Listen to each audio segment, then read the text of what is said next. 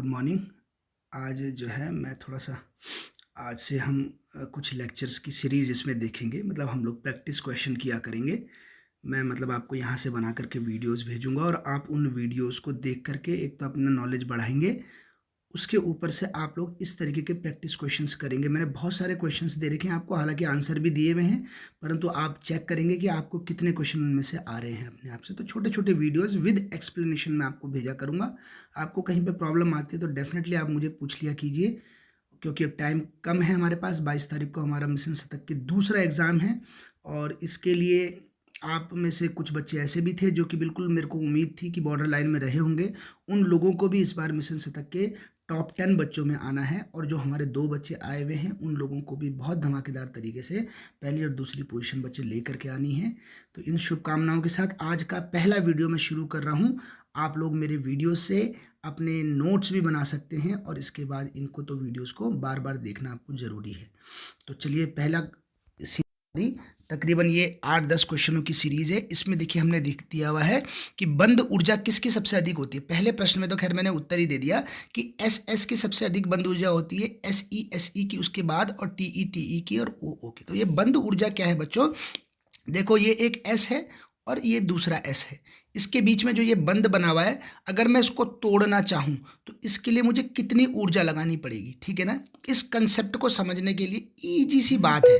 देखो, एक तो बड़े बड़े लोगों के बीच में जो बॉन्ड बनेगा, बड़े बड़े एटमों के बीच में जो बॉन्ड बनेगा वो लंबा बॉन्ड बनेगा, और अगर इसकी लेंथ क्या हो जाएगी, बड़ी हो जाएगी, तो ये बॉन्ड वीक हो जाएगा, और बॉन्ड वीक हो जाएगा तो इसे तोड़ना क्या हो जाएगा, ईजी हो जाएगा। इसी तरीके से छोटे छोटे लोगों के बीच में बहुत छोटा सा बॉन्ड बनेगा और इस बॉन्ड को तोड़ना क्या हो जाएगा, थोड़ा मुश्किल हो जाएगा। तो ये तो एक मेजर कॉन्सेप्ट है जो पीछे चलता है, लेकिन इसमें एक ट्रिक, एक ट्विस्ट भी है। यहाँ पे ट्विस्ट ये है कि ये ऑक्सीजन सबसे छोटे एटम है। देखो, ऑक्सीजन सबसे छोटे एटम है, हालांकि टेलुरियम सबसे बड़ा है, फिर सिलेनियम है और सल्फर है। तो सल्फर से भी छोटा है ऑक्सीजन हालांकि, लेकिन फिर भी हमने ऑक्सीजन को सबसे पीछे दिया हुआ। याद रखना, इसको मैं बार बार बोलता जा रहा हूं तुम्हें, ये परऑक्साइड बॉन्ड है, ठीक है ना। इस परऑक्साइड बॉन्ड के लिए सबसे ज़्यादा टूटने वाला परऑक्साइड बॉन्ड क्या होता है, सबसे अनस्टेबल होता है। कारण ये मैंने आपको बताया था, परऑक्साइड बहुत जल्दी से एक्सप्लोड कर जाते हैं, फूट जाते हैं, विस्फोट कर लेते हैं, ठीक है। आप कारण यूँ समझ सकते हो कि ऑक्सीजन का बहुत छोटा साइज होना भी इसके लिए घातक चीज़ है, मतलब इस तरीके की बात है। क्योंकि देखो, इसमें 2 और 2 4 इलेक्ट्रॉन इसके पास है और 4 इलेक्ट्रॉन इसके पास है, और ये 8 इलेक्ट्रॉन बहुत छोटे से सिस्टम के अंदर इनक्लोज हो रखे हैं, पैक हो रखे हैं। तो ये अपने को क्या नहीं कर पाता, कंट्रोल नहीं कर पाता, और इसे फूटना पड़ता है, ठीक है ना।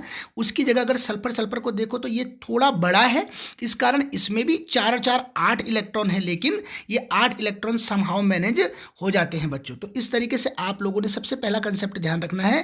पहला कंसेप्ट तो इसमें क्या है, पहला कंसेप्ट में कि साइज के ऊपर, तो सबसे जब बड़ा साइज का होगा वो सबसे जल्दी टूटेगा, मतलब उसकी बॉन्ड ऊर्जा सबसे कम होगी। जो उससे छोटा होगा उसकी बॉन्ड ऊर्जा थोड़ी कम, जो उससे छोटा होगा उसकी थोड़ी ज़्यादा, वो उसकी थोड़ी और ज़्यादा। पर जो बहुत छोटे हैं, मतलब स्पेशली इसके केस में ऑक्सीजन के यहाँ पे बहुत ही कम ऊर्जा होती है। मैंने आपको बताया बहुत छोटे से सिस्टम के अंदर ये 8 इलेक्ट्रॉन पैक है, इस कारण। अब आप आगे देखें, अम्ल की प्रवृत्ति यहाँ पे दिखाई गई है। चारों अम्ल एक ही कैटेगरी के, हाइड्रोजन सब में कॉमन है, और हेलोजन देखो चेंज होता जा रहा है बस। यहाँ पे भी सेम कहानी है बच्चों। हाइड्रोजन का तो देखो साइज बिल्कुल एक सीमित है, परंतु यहाँ पे आयोडीन बड़ा है।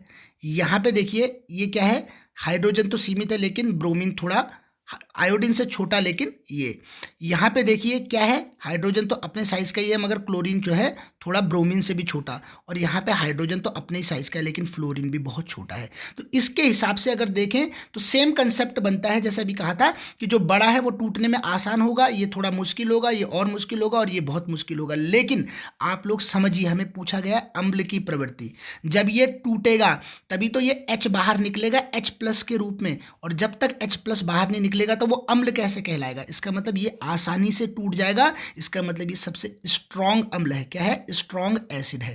तो इसको सबसे ज्यादा स्ट्रॉन्ग एसिड, इसको थोड़ा वीक, इसको थोड़ा वीक, और ये माना जाए तो इन सब में से सबसे निर्बल या सबसे वीक अम्ल है। यहां ध्यान रखना, सबसे निर्बल अम्ल है ये। कहीं आप देख करके HCl को पकड़ना लोगे, सबसे ज्यादा स्ट्रॉन्ग एसिड है, हमने तो बार बार इसी का नाम सुना था, HCl का नाम आपने सुना था, ये स्ट्रॉन्ग एसिड है, लेकिन इसके बगल वाले जो भाई हैं वो इससे भी ज्यादा स्ट्रॉन्ग है, ध्यान रखना। इसलिए ये प्रश्न बताया जा रहा है आपको। एक और प्रश्न देखें, इसके बाद इनका आईयूपीएसी नाम लिखना है, ठीक है ना। आईयूपीएसी नाम तो खैर मैंने आपको बताया हुआ है, जब सबसे पहले पोटेशियम आया तो इसका नाम पोटेशियम लिखेंगे। पोटेशियम के बाद इस डब्बे को पढ़ना शुरू करेंगे, लेकिन इसमें सबसे पहले लीगेंटों के नाम आते हैं। तो यहाँ पे 6 लीगेंट है, तो हेक्सा, 6 के लिए वर्ड आता है हेक्सा साइनाइडो, साइनाइड ग्रुप है ना ये, तो इसके लिए यहाँ पे नाम आता है साइनाइडो। और इसके बाद आयरन को क्या लिखते हैं, क्योंकि पीछे है मेटल, पीछे है, यहाँ पे देखिए मेटल आगे है और दूसरा ग्रुप पीछे है, यहाँ पे दूसरा ग्रुप पहले है और मेटल आगे है, तो यहाँ पे आयरन का नाम फेरेट होता है, फेरेट, ठीक है ना, फेरेट। और फेरेट के बाद इसकी ऑक्सीडेशन स्टेट, बच्चों मैंने ऑक्सीडेशन स्टेट निकालनी बताई थी आपको। देखो इसकी ऑक्सीडेशन स्टेट कैसे निकलेगी, ये -6 है और ये इसके कारण क्या हो जाएगा, यहाँ पे -3 हो जाएगा, तो -6 उधर जाके, मतलब देखिए x तो आयरन का तो x है, साइनाइड के -6 हो गए यहाँ पे, मतलब -6 हो गए बराबर -3, तो यहाँ से x बराबर +3 ही आएंगे, क्योंकि मेटल है तो मेटल तो हमेशा प्लस के ही उसमें आएंगे। पर आपको पता करना है कितना नंबर है, तो ये 3 है, तो आपको यहाँ पे थर्ड लिखना है, 3 नहीं लिखना, थर्ड लिखना है, रोमन में लिखना है, ठीक है। तो ये पोटेशियम हेक्सासाइनिडो फेरेट हमारा क्या बना बच्चों, ये हमारा इसका नाम बना। इसका अगर नाम चेक करना है तो देखिए इसका क्या नाम है, इसका नाम सबसे पहले ये वाला है ना, सबसे पहले मेटल कॉम्प्लेक्स आयन है और फिर उसके बाद इसकी प्राइमरी वैलेंसी है। तो सबसे पहले हमने इनका नाम लिखना है, मगर इसमें नाम कैसे लिखते हैं, देखिए इसमें नाम लिखने की ट्रिक आपको पहले ही बता रखी है कि सबसे पहले इन लिगेंडों में अल्फाबेटिकली लिखते हैं। तो ये अमीन है और ये एक्वा है, तो अमीन आएगा ना, तो डाई अमीन, ठीक है, इसका नाम है डाई अमीन, ठीक है ना, डाई अमीन, अमीनो नहीं आएगा। और ये नाम क्या है इसका, ट्राई एक्वा, इसका नाम है, वाटर नहीं, इसका नाम यहाँ पे इसका नाम एक्वा है। और ये क्लोरिडो, आप अब मेरी बात समझ गए होंगे, जो भी नेगेटिव वाले होते हैं उनका नाम क्लोरिडो, साइनिडो इस तरीके का नाम आता है, नाइट्रीटो इस तरीके का नाम होता है, आखिरी में ओ लगता है उसमें। और इसका नाम है कोबाल्ट, इस बार कोबाल्ट ही लिखेंगे, कोबाल्टेट नहीं लिखेंगे, क्योंकि पहले आ रहा है मेटल, मैंने आपको बताया यहाँ पे बाद में आ रहा था इसलिए फेरेट लिखा था, यहाँ पे पहले आ रहा है इसलिए कोबाल्ट लिखेंगे। पर इसकी ऑक्सीडेशन स्टेट जैसे यहाँ पे थर्ड लिखी थी वैसे इसकी निकाल करके लिखनी पड़ेगी। और इसके बाद जो बच जाएगा वो बचेगा सल्फेट को भी लिखना पड़ेगा, ये सल्फेट भी है ना। तो अभी देखिए इसकी ऑक्सीडेशन स्टेट, इसकी तो एक्स मान ली, इन दोनों की तो कोई ऑक्सीडेशन स्टेट नहीं है, क्योंकि ये दोनों कैसे हैं, न्यूट्रल लिगेंड आपको बताया गया है। जबकि ये वाला क्या है, -1 वाला लिगेंड है, बराबर ये -2 है तो ये +2 हो जाएगा, तो +2, ठीक है ना। अब ये -1 इधर जाएगा तो ये भी थर्ड हो जाएगा, तो बच्चों इसको भी नाम के देंगे थर्ड। तो देखिए इस तरीके से हमने इनका भी नाम लिखा, नाम लिखना बहुत जरूरी है एक बात। दूसरा आपको क्या देखना है, देखिए सबसे पहले किस टाइप का कॉम्प्लेक्स है, अगर ये पीछे आ रहा है तो इसका नाम फेरेट, पहले आ रहा है तो इसका वही नाम जो कोबाल्ट होता है तो कोबाल्ट ही लिखना है। अब इसके बाद दूसरी चीज क्या देखनी है, देखिए इसमें बच्चों, इसमें देखना है इन लीगेंड्स, अगर एक ही लीगेंड था तब तो कोई समस्या ही नहीं थी, हेक्सासाइनोसी था इसका नाम, परंतु एक से ज्यादा लीगेंड थे। लीगेंड किसे कहेंगे, जो ये डब्बे के अंदर होंगे, ध्यान रखना, ये जो बाहर पे ये लीगेंड नहीं है, ये इसकी प्राइमरी वैलेंसी है। सेकेंडरी वैलेंसी कौन है इसकी, ये वाली है, ध्यान रखना, यही सेकेंडरी वैलेंसी क्या करती है, इनकी ज्योमेट्री डेवलप करती है, ये वाली। और ये वाली क्या होती है, ज्योमेट्री में पार्ट नहीं लेती, मगर ये उसको क्या करती है, आयोनाइज होने पर ये निकल जाती है, ये बात रखना, तभी ये निकली और ये धन 2 हुआ यहाँ पे, एक बात। और अगर एक से ज्यादा लीगेंड है तो पहले उनको अल्फाबेटिकली लगाया जाएगा, ये अमीन है, ये एक्वा है, ये क्लोरिडो है, तो ए पहले आ रहा है अमीन, और फिर AQ एक्वा, और फिर क्लोरिडो तो सबसे बाद में आ रहा है। तो देखिए इस तरीके से इसका नाम है। अच्छा, रंगहीन आयन कौन बनाएगा, ये बहुत फेवरेट क्वेश्चन है क्वेश्चन पूछने वालों का, रंगहीन आयन कौन बनाएगा। तो सीधी सी बात है, देखिए ये कॉपर था, कॉपर 29 कॉपर होता है, कॉपर का आपको इलेक्ट्रॉनिक कॉन्फ़िगरेशन पता है, इसका कितना होता है, 29 तो होता है, परंतु इसको लिखते कहते हैं कैसे हैं, इसको लिखते हैं D8S1 लिखते हैं। आपको पता है कॉपर और क्रोमियम ये दो हमारे अपवाद थे, तो इसको D8 ये लिखते हैं। कोबाल्ट, फेरिक कोबाल्ट 27 होता है, लिखते कैसे हैं इसको, D7S2, बाकियों को तो सेम ही लिखते हैं, क्रोमियम और कॉपर को ही चेंज करते हैं। और निकिल को कैसे लिखते हैं बच्चों, निकिल होता है फेरिक कोबाल्ट, निकिल होगा 28 होगा तो D8S2। और आयरन कैसे होगा, देखिए आयरन को कैसे लिखते हैं, आयरन के लिखने में कोई समस्या नहीं है, आयरन को तो 26 है आयरन, तो 26 के लिए कैसे लिखेंगे इसको, आयरन को लिखते हैं हम लोग Fe को 26 को कैसे लिखते हैं, D6S2। तो अब आप देखिए कॉपर का +1 है, मतलब एक इलेक्ट्रॉन गया, कोबाल्ट का 2 इलेक्ट्रॉन गए तो ये दोनों इलेक्ट्रॉन गए, निकिल के 2 इलेक्ट्रॉन गए तो ये गए, और आयरन के 3 इलेक्ट्रॉन गए तो 2 तो इसमें से गए और एक इसमें से भी गया, मतलब अब ये 5 बच गया यहाँ पे, 5, ठीक है ना। अब आप देखिए, आपको रंगहीन आयन पहचानना है ना, तो रंगहीन आयन वो होगा जिसमें एक भी अनपेयर्ड इलेक्ट्रॉन ना हो। यहाँ देखो D8, 5 D8, ठीक है ना। तो D8 मतलब नहीं, ये D8 नहीं था, ये D10 था, सॉरी D10 सिस्टम है, D10S1 था ये, ठीक है। तो D10, तो ये 5 जो हमारे डब्बे हैं, कौन से डब्बे हैं, ये D ब्लॉक के डब्बे हैं। इसमें क्या भरे जाएंगे, ये 10 के 10 इलेक्ट्रॉन भर दिए गए, 10 के 10 इलेक्ट्रॉन भर दिए। तो देखिए कहीं कोई जगह है, कोई भी जगह नहीं है, तो कोई भी जगह नहीं है, इसका मतलब कोई भी इलेक्ट्रॉन क्या नहीं दिखा सकता, डी ट्रांजिशन नहीं दिखा सकता, डी ट्रांजिशन, यहाँ पे कोई भी डी ट्रांजिशन नहीं है। और जब कोई ट्रांजिशन नहीं होता तभी तो रंगहीन आयन मिलते हैं, इसलिए ये कॉपर प्लस का जो आयन होगा ये रंगहीन आयन होगा। अगर देखिए यहीं पे कॉपर +2 का आयन दिया गया होता, +2 का अगर आयन दे दिया गया होता तो कॉपर +2 के आयन में एक इलेक्ट्रॉन और निकल जाता, मतलब D9 सिस्टम हो जाता वो, और अगर D9 होता तो ये वाला इलेक्ट्रॉन अनपेयर्ड हो जाता, और अगर ये अनपेयर्ड हो जाता तो ये क्या कर सकता था, डी ट्रांजिशन कर सकता था, मतलब एक ट्रांजिशन की स्थिति पैदा हो जाती, मतलब यहाँ पे एक स्पेस बनता और एक ट्रांजिशन की स्थिति पैदा हो जाती। आगे देखिए जी आप, इसके बाद ये भी एक क्वेश्चन आपको पूछा जा सकता है। इस क्वेश्चन में देखिए आप क्या है कि इनकी शेप पूछी हुई है। तो बच्चों ये निकिल के साथ कार्बन मोनोऑक्साइड है, ठीक है ना, कार्बन मोनोऑक्साइड, कार्बोनिल ग्रुप बोलेंगे इसको। तो ये निकिल के साथ 4 ये हैं, इनकी वैलेंसी एक ही होती है, ठीक है। और ये प्लेटिनम के साथ 4 ये है। तो प्लेटिनम तो देखिए ऐसा है, प्लेटिनम जो है, प्लेटिनम होता है 4D सीरीज का, और निकिल होता है 3D सीरीज का। 3D सीरीज में अगर अलग अलग तरीके के कॉम्प्लेक्स ये जुड़े हों, क्या लीगेंड जुड़े हों, तो इनकी शेप अलग अलग होती है। जैसे यहाँ पे 4 के कारण या तो ये sp3 हो सकता था या dsp2 हो सकता था, पर ये भी dsp2 या sp3 हो सकता था, लेकिन इसमें तो बहुत क्लियर है कि 4D सीरीज के आयन के आ जाने के कारण इसका नाम dsp2 ही होगा इसका, ठीक है ना। जबकि इसमें कंफ्यूजन था, परंतु निकिल के केस में ये sp3 होता है, आप इसको ध्यान रखेंगे। तो इसका sp3, मैं इसकी डिटेलिंग वैसे आपको बता चुका हूँ इसमें क्रिस्टल फील्ड स्प्लिटिंग वाले में, मगर फिर भी मैं यहाँ पे थोड़ा सा आपको एक हिंट दे रहा हूँ। इसको और डिटेल में समझना होगा तो आप मुझे जरूर बता देंगे। इसमें लीगेंड कौन है, इस वाले कॉम्प्लेक्स में लीगेंड कौन है, तो मैंने आपको बताया ये लीगेंड नहीं है, ये वाले सब लीगेंड है, ये सब लीगेंड है, ठीक है ना। ये तो सेंट्रल मेटल एटम है, ये तो भाई सेंट्रल मेटल एटम है, और ये 2 अमीन के, 2 इथाइलिन डाइअमीन के और 2 क्लोरीन के, ये 6 के 6 लीगेंड जुड़े हुए हैं इसमें, ठीक है ना। तो एक तो इसमें 6 लीगेंड जुड़े हुए हैं, 6 भी क्या जुड़े हुए हैं, देखिए इसमें एक कंफ्यूजन है, देखिए ये गलत सा बना हुआ है।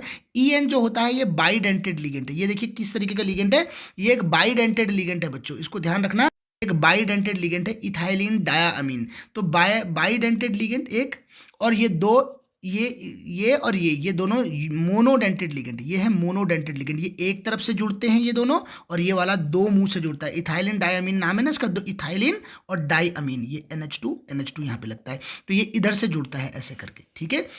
अगर इसका नाम लिखना हुआ बच्चों तो इसका नाम जरा गौर से देख लीजिए आप, इसके नाम में क्या होता है, ये पहले पढ़ने वाला है तो सबसे पहले इसके क्या लिखेंगे, इनके नाम लिखेंगे। सबसे पहले आएगा टू को मतलब डाइअमीन, डाइक्लोरिडो, और अब डाई इथाइलिन अमीन है, पर इथाइलिन डाइअमीन है ना, ये इसके अंदर अपना भी डाई आ रहा है, तो ऐसे वाले लोगों के लिए हम क्या लिखते हैं, इसके लिए लिखते हैं बिस इथाइलिन डाइअमीन इसका नाम। और ये आ जाएगा क्रोमियम। अब यहाँ पे क्रोमियम आएगा, क्रोमेट नहीं आएगा, क्योंकि ये पहले पढ़ रहा है क्रोमियम। और अब इसका वो निकालना है, क्या निकालना है हमने, इसने इसके ऑक्सीडेशन स्टेट निकालनी है। तो 2 माइनस के ये हैं और 2 इससे प्लस के आ रखे, तो प्लस के माइनस के हो जाएंगे, तो ये क्या हो जाएगा बच्चों, ये प्लस का 4 हो जाएगा, मतलब इसको 4 लिखना है आपने, 4, ठीक है। और इसके बाद इसका नाम हो जाएगा सल्फेट, ये इसका नाम हो जाएगा बच्चों, ठीक है। इसका नाम हो जाएगा डाइअमीन डाइक्लोरिडो बिस इथाइलिन डाइअमीन क्रोमियम 4 सल्फेट, ये इसका नाम हो जाएगा, ये इसका तरीका है नाम लिखने का। अब इसके बाद CFSE थ्योरी, तो बच्चों इसके लिए स्पेक्ट्रोकेमिकल सीरीज आपको याद होनी चाहिए। स्पेक्ट्रोकेमिकल सीरीज ये कह रहा है सबसे ज़्यादा या सबसे कम CFSE किसकी है, तो इसका मतलब क्या है, जो सबसे ज़्यादा क्या करता है, स्प्लिटिंग को बढ़ाता है। देखिए स्प्लिटिंग इस तरीके से होती है ना, डीजेनरेसी लॉस होती है जब किसकी, डी ऑर्बिटल्स की। तो कुछ ऑर्बिटल्स तो ऐसे टूटते हैं और कुछ ऐसे टूटते हैं, ठीक है ना। ऐसे वो टूटते हैं जिसमें वीक क्या होते हैं, वीक क्या होते हैं बच्चों, वीक जहाँ पे क्या लगे हुए रहते हैं, लीगेंड लगे हुए रहते हैं। लेकिन अगर स्ट्रॉन्ग लीगेंड लगे हुए रहते हैं तो वहाँ पे स्प्लिटिंग का जो पैटर्न होता है बच्चों, वो कुछ इस तरीके का होता है, जैसा मैं दिखा रहा हूँ आपको। इस तरीके का स्प्लिटिंग का पैटर्न होता है, मतलब स्प्लिटिंग बढ़ जाती है। इन दोनों में भी जो सबसे ज़्यादा स्ट्रॉन्ग है वो है कार्बन मोनोऑक्साइड, जो मैंने अभी कार्बोनाइल ग्रुप के रूप में दिखाया आपको, वो है। और उसके बाद ये NH3 है। तो सबसे पहले आपको कार्बोनाइल वाले की इसकी CFSE स्प्लिटिंग बड़ी आएगी, फिर अमोनिया की आएगी, फिर F की आएगी, और फिर Cl की आएगी। Cl इस सीरीज में सबसे पीछे आता है बच्चों, तो इसको ध्यान रख लेंगे आप। अच्छा, इसके बाद हैलोजन बंध की एंथैल्पी निकालनी, ये भी एक ऐसा प्रश्न है जो कि अभी हमने थोड़ी देर पहले डिस्कस किया। देखिए, मैंने पहला प्रश्न डिस्कस किया था अभी आपके साथ, ये वाले बंध की ऊर्जा, ठीक है ना। तो सबसे यही रीजन इसमें भी है। देखिए, बंध की ऊर्जा ही तो पूछ रहे, बंध की एंथैल्पी मतलब बंध की ऊर्जा। तो फ्लोरीन छोटे छोटे 2 मॉलिक्यूल जुड़े हुए हैं F2 में, क्लोरीन में थोड़े बड़े बड़े मॉलिक्यूल जुड़े हुए हैं, ठीक है ना। ब्रोमीन में थोड़े और बड़े बड़े जुड़े हुए हैं, जबकि आयोडीन में और बड़े बड़े जुड़े हुए हैं। तो जो सबसे ज़्यादा लंबा बॉन्ड है वो आसानी से टूट जाएगा, इसकी बंध की ऊर्जा सबसे कम, ठीक है ना। पर फिर इसकी होनी चाहिए, फिर इसकी होनी चाहिए, और फिर सबसे ज़्यादा इसकी होनी चाहिए थी। लेकिन ये वाला इतना ज़्यादा अनस्टेबल हो जाता है कि ये अपने को संभाल नहीं पाता। क्यों नहीं संभाल पाता? क्योंकि फ्लोरीन में देखो क्या है, फ्लोरीन हो या क्लोरीन हो, कोई भी हो, इनमें 3 लोन पेयर इलेक्ट्रॉन, मतलब 6 इलेक्ट्रॉन है। अब 6 इलेक्ट्रॉन, 12 इलेक्ट्रॉन को इतने छोटे से पैकेट में अगर हमने पैक किया हुआ तो ये एक्सप्लोड करेंगे। तो यहाँ पे भी सेम कहानी होती है, और मगर यहाँ पे जो पैटर्न आता है बच्चों, वो आता है Cl2 Br2 F2 I2, ठीक है ना। यहाँ पे पैटर्न बनता है सबसे ज्यादा क्लोरीन की, फिर ब्रोमीन की, फिर F2 की, और फिर आयोडीन की। अब यहाँ पे F2 सबसे पीछे क्यों नहीं हुआ? क्योंकि आयोडीन का साइज एक्स्ट्रा लार्ज होने के कारण आसानी से ये टूट पाया, इसलिए इसका मुकाबला तो F2 नहीं कर पाया। लेकिन अन्य सभी से ये ज़्यादा चला गया, यहाँ पे जंप मार करके आगे चला गया। तो इस तरीके से बच्चों आज का ये पहली सीरीज हमने यहाँ पे रोकेंगे।